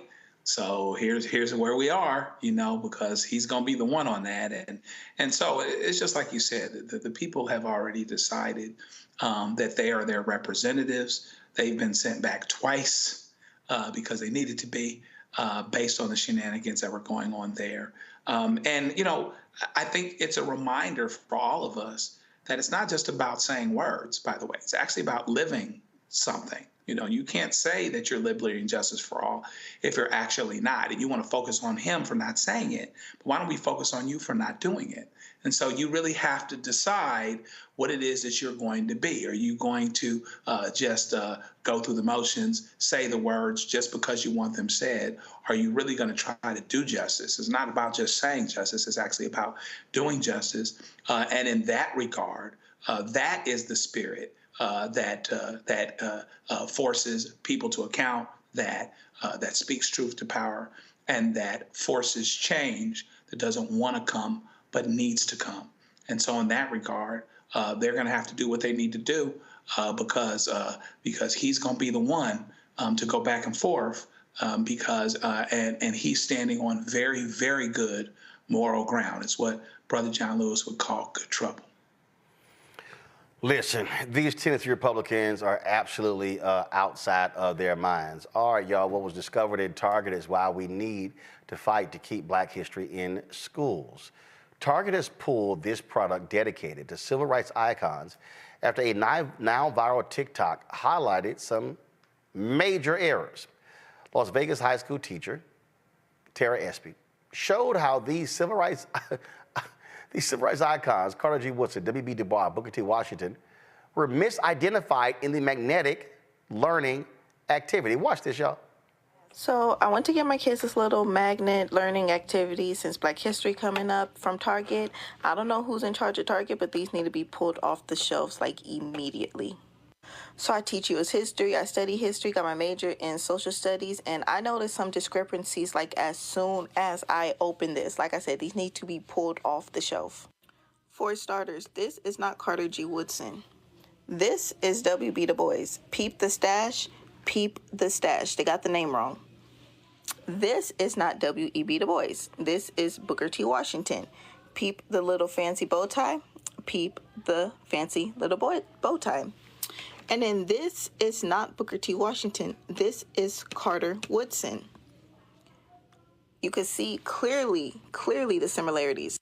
I get it, mistakes happen, but this needs to be corrected ASAP.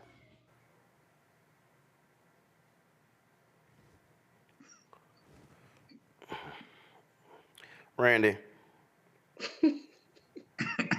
I mean, such obvious mistakes, like basic knowledge of Black history would alert anyone. And, I have to say it as a former DEI person, this is why you need diverse staff, right? This is why you need people with some knowledge to say, this is a product we're creating. What we have right now is wrong, and to ensure that they're right. And lastly, what always upsets me is that, people say mistakes happen, but it seems as if there are always when it has to do with our products. our marketing campaigns that are, with us in the center. That I don't think any care is given to it. I just think they say, okay, it's Black History Month, throw something together real quick. It's just like no care evidently is shown, because that's basic. That's basic. And this is how you get embarrassed publicly when this happens. Simple as that, Joe. Yeah, for sure. I mean, and so, this shines a light and reminds why we actually need to be teaching our history. We still got folks that are supposed to be, that ought to know because they're putting together a product related to it, that seem not to know. So you don't even have a committee. You don't even have some folk that can look over and say, oh, no, this is Carter G. Woodson right here. This is Booker T. Washington. You don't even have that. So, it's irresponsible, and it's amazing how when it comes to certain things, the excellence is not demanded, that mistakes are okay, that they would apply grace. No, we shouldn't apply grace to this. These are unforced errors that you can't make, because imagine us, this is just as important as us branding Abraham Lincoln as George Washington or vice versa. It's just as important. And so, we need to get it right or not get it at all. Lord, Lord, Lord. All right, y'all, got to go to a break. We'll be right back. Roland Martin Unfiltered on the Black Star Network. Be sure to support us in what we do. Join our Bring the Funk fan club. Your contributions allow us to do what we do. Send your check and money order to P.O. Box 57196, Washington, D.C., 20037-0196. Cash App, $RM Unfiltered. PayPal, R Martin Unfiltered. Venmo is RM Unfiltered. Zelle, Roland at RolandSMartin.com. Roland at RolandMartinUnfiltered.com. We'll be right back.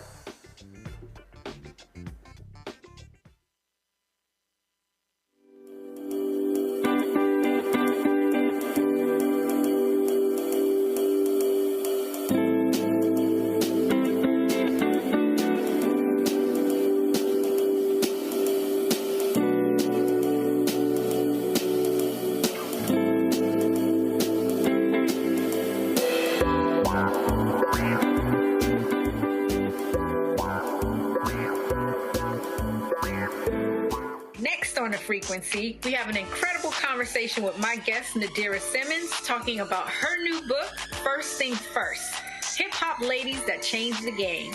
The founder of GumboNet tells us the stories behind the women in hip-hop, starting with the first woman that promoted the hip-hop party to Megan Thee Stallion. There's even a chapter on me. Thank you so much for including me in there. It's just so you had to be in there. That's next on The Frequency on the Black Star Network. Next on the Black Table with me, Craig Carr. Immigrants lured off Texas streets and shipped to places like Martha's Vineyard and Washington, D.C. Believe it or not, we've seen it all before. You people in the North, you're so sympathetic to Black people, you take them. 60 years ago, they called it the Reverse Freedom Rides. Back then, Southern governors shipped Black people north with the false promise of jobs and a better life. It's a part of a well-known playbook being brought back to life. So what's next? That's next on the Black Table, a conversation with Dr. Gerald Horne about this issue of the Reverse Freedom Rides, right here on the Black Star Network. Hello, I'm Jamia Pugh. I am from Coatesville, Pennsylvania, just an hour right outside of Philadelphia. My name is Jasmine Pugh. I'm also from Coatesville, Pennsylvania. You are watching Roland Martin Unfiltered. Stay right here.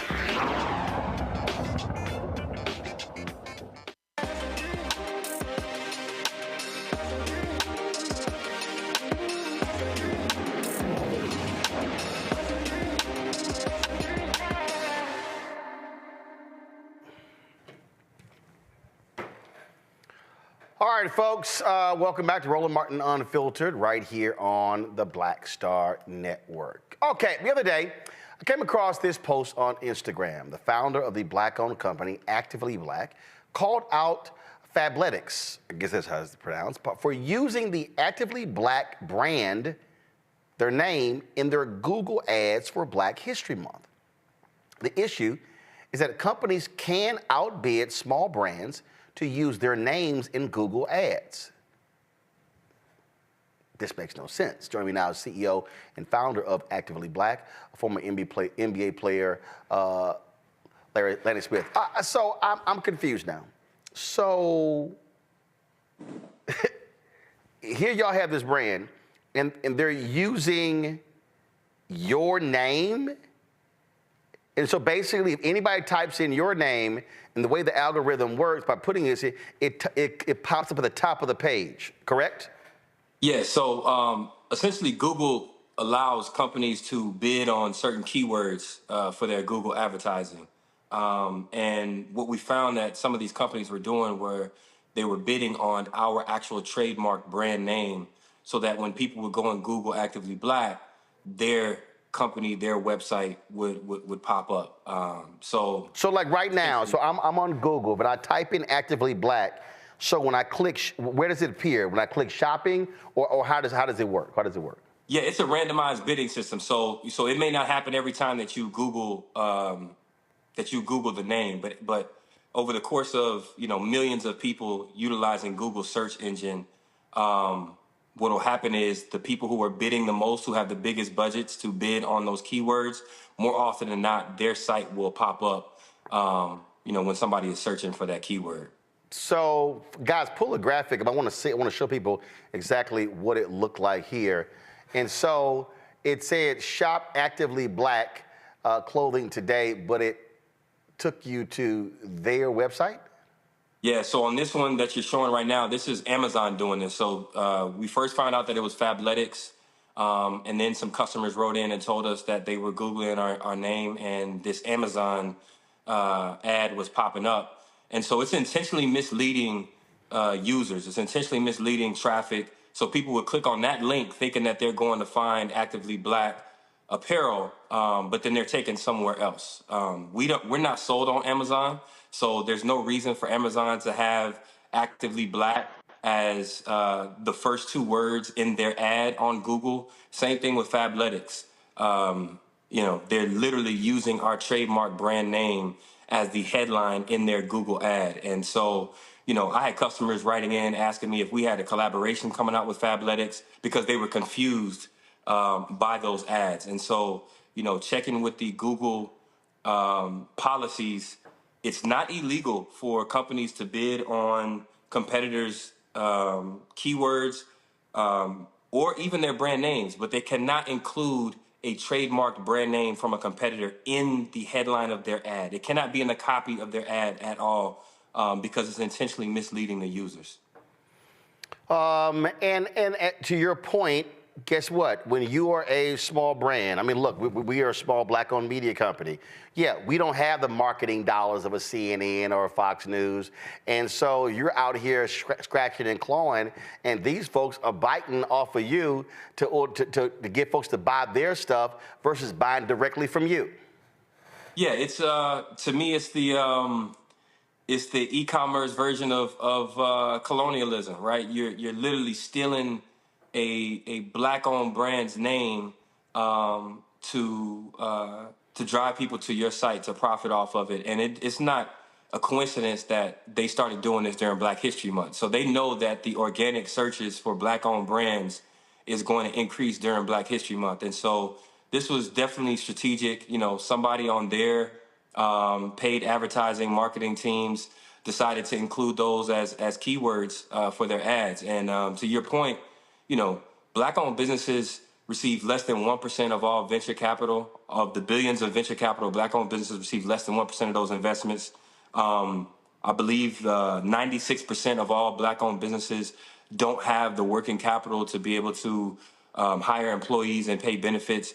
So, we're already, fighting an uphill battle to be in business and to try to scale and to build these profitable businesses. So now to have these multi-billion-dollar corporations want to come into, not just come into our lane, competition is competition, but to try to trick people into thinking that, Actively Black is either sold on their website or using our trademark name to try to siphon off some of our traffic is just, it's not illegal, but it's immoral, but I mean, what else do you expect? Randy. Good to see you. I am a definite Actively Black purchaser. Actually, I thought about it. I should run to the back and put on some of my gear. Oh, Lord. Oh, Lord. Look at you. We appreciate the support. Yes. Well, it's good product. What is the recourse? I mean, is there anything that can be done? I know you're saying it's not illegal, but Yeah, we, our legal team is currently exploring what options we have directly with Google to have those ads removed and have them taken down. In Google's own updated policy as of 2019, I believe, it's against their policy to use trademark brand names in the ad copy. So clearly, this is a violation of that policy. So our legal team is right now exploring everything that we need to do to rectify this. best of luck to you. Joe? Thank you. Do you have any sense for what your damages would come to? How much you're potentially losing? Unfortunately, those companies have the back end data of how much traffic has clicked through those particular links to go to their website. We don't know if Google will be able to share that information with us or not. That's something that our legal team is looking into. But the truth of the matter is, I didn't even know that this was happening until some of our customers started writing into me and telling me, hey, I thought you had a collaboration coming out with Fabletics. Some other customers wrote in and say, hey, I was looking for your brand on Amazon. When I Googled you, Amazon had you in the ad and I clicked on Amazon, but I couldn't find your product. I saw similar products that were not yours. And so, we actually don't have any idea right now on, how much revenue we may have lost out on due to, these type of tactics. So. Well, it absolutely makes no sense. And so, look, keep up the fight. And hopefully y'all will get some justice. But again, it's hard when you're out here and you're trying to build a business and you have folks who do things like this. Make sure you go to activelyblack.com. If you just go to activelyblack.com, you don't have to worry about being tricked by anybody else. This is Black owned. This is for us. We reinvest back into the Black community. It's time for us to stop asking for a seat at the table and to build our own table. And that's exactly what we're doing with Actively Black. So we appreciate the tribe support. Black owned businesses can't scale without the support of our own. So, yep. Roland, I appreciate you for having me on. All right. Appreciate it. Thanks a lot. Yes, sir. Folks, come back. I got a couple of more words to say about the Grammys. And they did something on Sunday that is shameful, egregious, grossly disrespectful, and downright pathetic. I will explain when we come back on Roland Martin Unfiltered on the Black Star Network. Grow your business or career with Grow with Google's wide range of online courses, digital training, and tools. Gain in-demand job skills with flexible online training programs designed to put you on the fast track to jobs in high-growth fields. No experience is necessary. Learn at your own pace. Complete the online certificate program on your own terms. Stand out to employers, get on a path to in-demand jobs, and connect with top employers who are currently hiring. Take one professional career certificate program or all 6. Earn a Google Career Certificate to prepare for a job in a high-growth field like data analytics, project management, UX design, cybersecurity, and more. All professional career certificate programs must be completed by December 31st, 2024. Scan the QR code to complete the application. There are 1,000 scholarships available. Grow with Google and J. Hood and Associates. Be job ready and qualify for in-demand jobs. Next on the Black Table with me, Greg Carr. Immigrants lured off Texas streets and shipped to places like Martha's Vineyard and Washington, D.C. Believe it or not, we've seen it all before. You people in the North, you're so sympathetic to Black people, you take them. 60 years ago, they called it the Reverse Freedom Rides. Back then, Southern governors shipped Black people north with the false promise of jobs and a better life. It's a part of a well-known playbook being brought back to life. So what's next? That's next on the Black Table, a conversation with Dr. Gerald Horne about this issue of the Reverse Freedom Rides, right here on the Black Star Network. On the next A Balanced Life with me, Dr. Jackie, we're talking about leveling up, or to put it another way, living your very best life. how to take a bold step forward that'll rock your world. Leveling up is different for everybody. You know, I think we fall into this trap, which often gets us stuck because we're looking at someone else's level up journey, what leveling up means to them. For some, it might be a business venture. For some, it might be a relationship situation, but it's different for everybody. It's all a part of a balanced life. That's next on Black Star Network. Next on The Frequency, we have an incredible conversation with my guest, Nadira Simmons, talking about her new book, First Thing First, Hip-Hop Ladies That Changed the Game. The founder of Gumbo.net tells us the stories behind the women in hip-hop, starting with the first woman that promoted the hip-hop party to Megan Thee Stallion. There's even a chapter on me. Thank you so much for including me in there. It's just so you had to be in there. That's next on The Frequency on the Black Star Network. Hi, I am Tommy Davidson. I play Oscar on Proud Family, Louder and Prouder. I don't play Sammy, but I could. Or I don't play Obama, but I could. I don't do Stallone, but I could do all that. And I am here with Roland Martin on Unfiltered.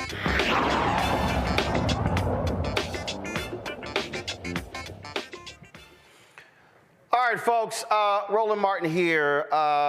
In this studio, when we launched this, these three pieces of artwork here. You've got James Baldwin, the writer over here. You've got Ida B. Wells Barnett, that's right behind me. And you've got this piece right here in the center of Mr. B. Harry Belafonte. I had great respect, admiration for Mr. B. We talked, we dined, I interviewed him, we would call and text, and he was just an unbelievable human being. So on Sunday, the Grammys did this huge memoriam. And this is some of the video right here. And in that memoriam, they paid tribute to Sinead O'Connor. They had Fantasia do a tribute to Tina Turner. They had a tribute with John Baptiste, as well as Ann Nesby, Jimmy Jam, to The Godfather, Clarence Avant. I mean, it was a really long tribute. In all of that time that they did, guess who they did not mention?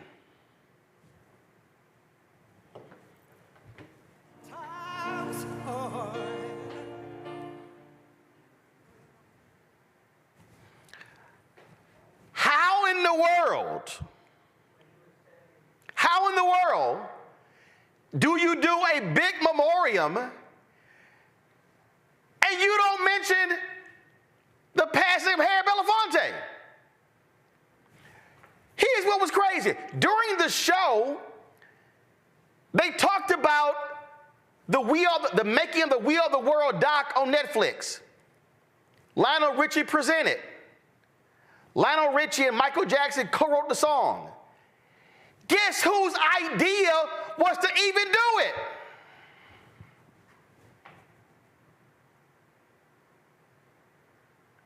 How do you also sit here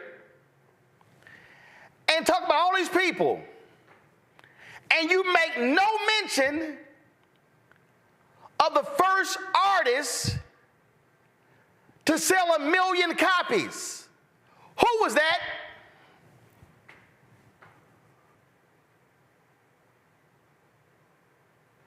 Now, I've seen, it always happens at the Oscars and the Emmys, and people say, hey, why was this person left out?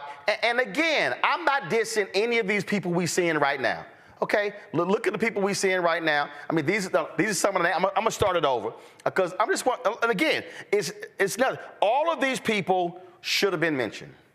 All of these people. I saw somebody who was a Sony executive, that was a brother who was an entertainment attorney. It was all of these different people, all these different singers and recording execs. They often will include engineers and producers, people who made Jim Ladd, the DJ, people who made contributions to the music industry. How in the hell can you not pay tribute to Harry Belafonte? Here's what was crazy. They had Stevie Wonder do a tribute to Tony Bennett. Guess who brought Tony Bennett into the civil rights movement? They were longtime friends.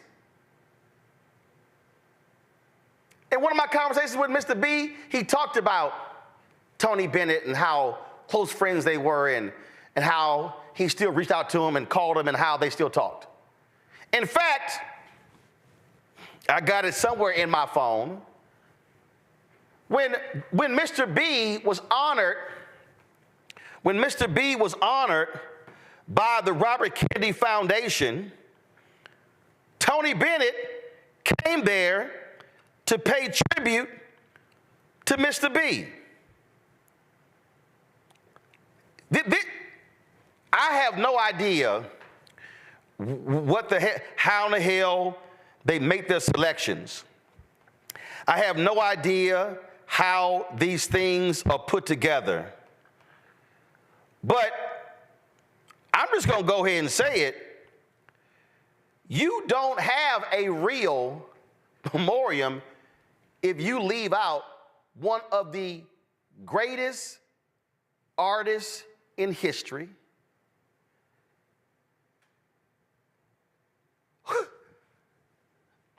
made history by winning an Emmy,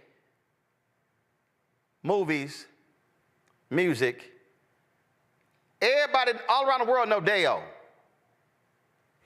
The Recording Academy owes the family of Harry Belafonte a serious apology. And what the Academy should do next year to make amends to this, there should be a very special tribute to Harry Belafonte. And see, I know there's somebody who's watching me right now, and they're saying, man, Roland, look, man, we don't need these folks. We can do our own thing. And this is one of the reasons why we do our own tributes here, to pay homage to our folks when they transition to become ancestors. But you also do it for the next generation. Because y'all know what also happens? When someone transitions, country singer Toby Keith died last night. I guarantee you his music is going to be some of the top streaming music. Tracy Chapman, after she performed Sunday, her music went #1 on iTunes. So when these things happen, people then go, oh man, I forgot about that person. Let me go check out their music. And so you let the next generation know who these greats were. I was sort of halfway watching the Grammys, Randy and Joe. Really wasn't like just watching it. But it wasn't until I saw a post on Instagram from Gina Prince, excuse me, not Gina Prince, by the way, my God, Gina Belafonte, Harry Belafonte's daughter. And then I saw Tamika Mallory and Linda Sarsour, and I saw Carmen Perez post as well. And mind-boggling, like if you're putting together a memorial, I'm just saying, you might say, who makes the cut? Probably #1 on the list is the person who was the first in history to sell 1 million copies. I'm just saying, Randy, if you probably got a criteria, that one probably at the top of the list. Just saying. I would say top. Can't even imagine how he was overlooked. They should be ashamed and embarrassed, and they absolutely owe the Belafonte family an apology, and they better make it up to them somehow, like you said, next year. I didn't watch the awards, but I am shocked and disgusted to hear that they completely missed Harry Belafonte. I mean, come on. He's an icon. Joe, I'm just like, how in the hell did y'all do that? It's hard, some things that get missed as it pertains to us. Even somebody like Harry Belafonte, who crossed over, who checked their boxes, who was historic and was universal and transcended color, or the closest you could come to having done so. You gonna forget him? That's nuts. I don't know.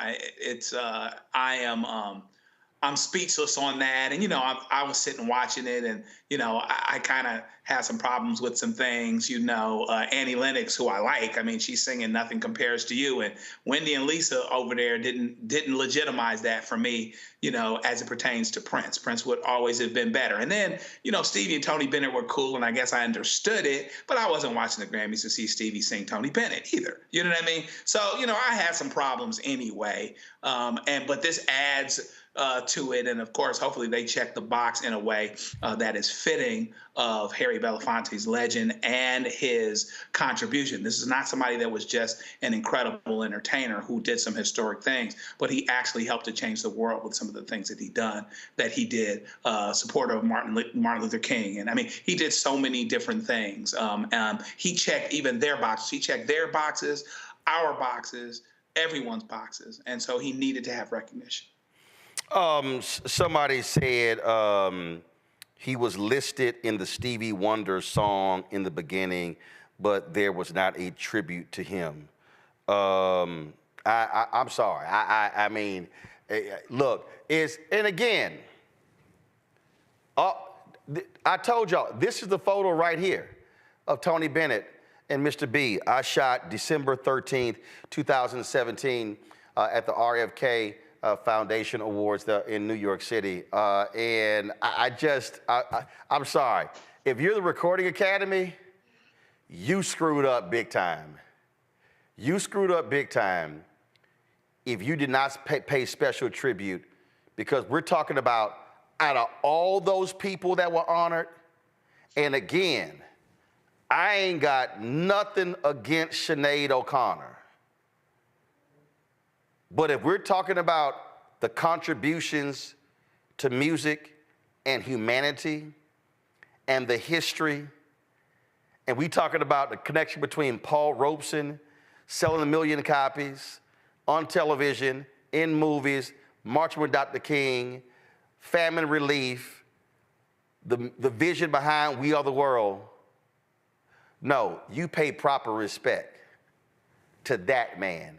And you let the next generation know who that man was and what that man meant to music and the craft.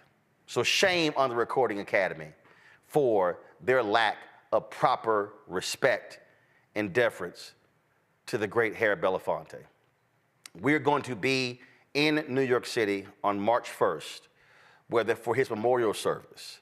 And again, the reason why I created this platform, because it went back to Washington Watch at TV One, it went back to News One Now at TV One. We always paid proper respect to our people, because we know we can't depend on other people to show proper respect to the folks who we know who made a difference. We actually did 2 weeks of tributes to Mr. B. That's how much he meant to me and what he meant to our people. All right, folks, that is it for us. Let me thank Joe, let me thank Randy, let me thank Candace as well. Folks, I appreciate y'all watching today's show. We're going to be restreaming the White House ceremony, the Black History Month celebration that took place at the White House. You'll be able to hear the remarks of Vice President Kamala Harris, President Joe Biden, as well as the young man who introduced President Joe Biden as well. And folks, again, we'll see you tomorrow. Don't forget, support us in what we do. It's critically important, y'all. Again, while we have to have our own platforms, I keep telling y'all, this Grammy story is the perfect example. We cannot be in a position where we are hoping somebody else covers our story. I'm not interested in asking for permission. I'm not interested in hoping somebody else tells our story right. We can do it ourselves. And so when you support this show, and when you support this network, when you support the shows on this network, that's exactly what you are doing by allowing us to tell our story. Or as Freedom's Journal, the nation's first black newspaper, said, it's on that mural right there, we wish to plead our own cause, too long have others spoken for us. Send your check and money order to P.O. Box 57196, Washington, D.C. 20037-0196. Cash App, $RM Unfiltered. PayPal, R Martin Unfiltered. Venmo is RM Unfiltered. Zelle, Roland at RolandSMartin.com. Roland at RolandMartinUnfiltered.com. You can also support us by downloading the Black Star Network app, Apple phone, Android phone, Apple TV, Android TV, Roku, Amazon Fire TV, Xbox One, Samsung Smart TV. You can also watch our 24-hour, 7-day-a-week streaming channel, available on Amazon News by going to Amazon Fire. You can tell Alexa play news from the Black Star Network. You can also watch us on Plex TV, watch us on Amazon Freevee, Amazon Prime Video. And of course, you can get a copy of my book, White Fear, How the Browning of America is Making White Folks Lose Their Minds. Available bookstores nationwide. Get the audio version on Audible. Folks, I'll see y'all tomorrow. Holla!